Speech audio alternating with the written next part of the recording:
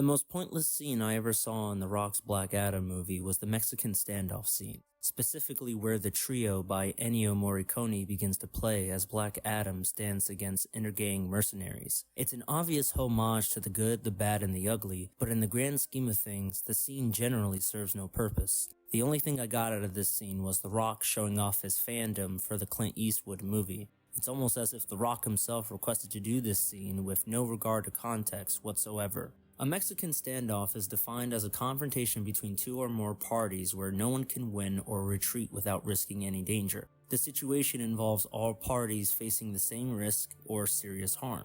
In the case of a Western movie, it's a game of chance where it all depends on who is the fastest and most accurate shooter. This can be executed very well or very badly in film and TV. It all depends on how you develop the characters and the scenario at hand. You have to make sure the characters involved in the standoff are about equally matched in skill and can face the same risk or serious harm. With the good, the bad, and the ugly, the movie establishes a world where all characters can be killed by gunshots. So the trio of characters involved in the standoff equally have a risk of getting shot and dying if they're not quick enough to draw their gun.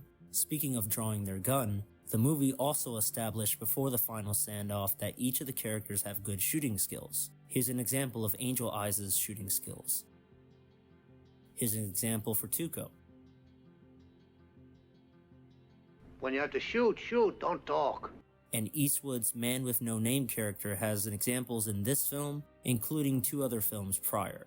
Once the stage is set, the audience knows each character stands an equal chance of winning or losing, thus creating tension to the scene. Add the fact that the trio of characters have a history of working together and portraying each other, then top it off where the winner of said duel will now know where a buried stash of gold lies in the cemetery, and as a result, you create a standoff with tension, stakes, and characters you know and care about. Meanwhile, the Black Adam standoff scene has mostly none of these qualities. The parties involved are Black Adam and their intergang mercenaries. Intergang is established in the movie as humans with military weapons, while Black Adam has the powers of the Egyptian gods based on the acronym of Shazam. Off tops, the power levels are very uneven and there's no real risk or harm for Black Adam. The only ones at a disadvantage are the mercenaries. The movie even establishes that the mercenaries have already been defeated by Black Adam before. The only time Black Adam gets wounded by Intergang is whenever they use the Eternium missiles. And last I checked, none of these guys have Eternium to stop Black Adam. Who cares, cause Black Adam can heal his wounds from taking Eternium damage anyways.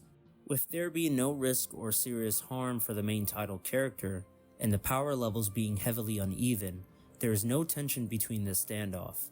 We the audience know by now that Black Adam is in no serious danger and will easily stop the mercenaries with no problem. As a result, you get an entirely pointless scene. It's pretty disappointing because the movie actually had the tools to give this scene more tension. The Black Adam movie is part of the DC universe, where there's superpowered aliens, gods, monsters, skilled vigilantes, metahumans, cyborgs, shady governments, and psychopathic criminals. Past DC movies have shown superpowered beings breaking normal human bones and destroying man-made structures. The only way to stop a superpowered being is with another superpowered being, or a highly skilled human who knows the weaknesses of said being. The Black Adam movie does have other superpowered beings in the form of the Justice Society.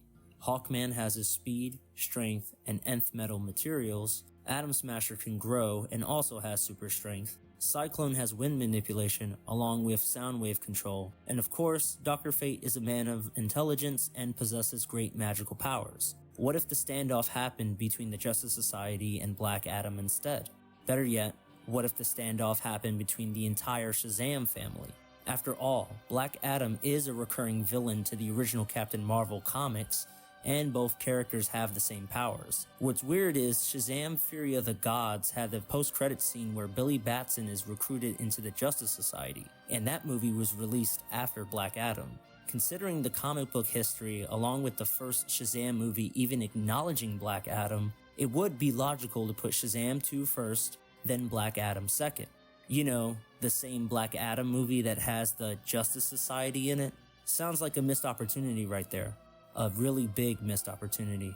So remember, If you're making a movie that involves two characters caught in a standoff, be sure to establish the risks and dangers within your fictional world, establish character personalities, establish character history, establish power levels, establish your stakes, and be consistent.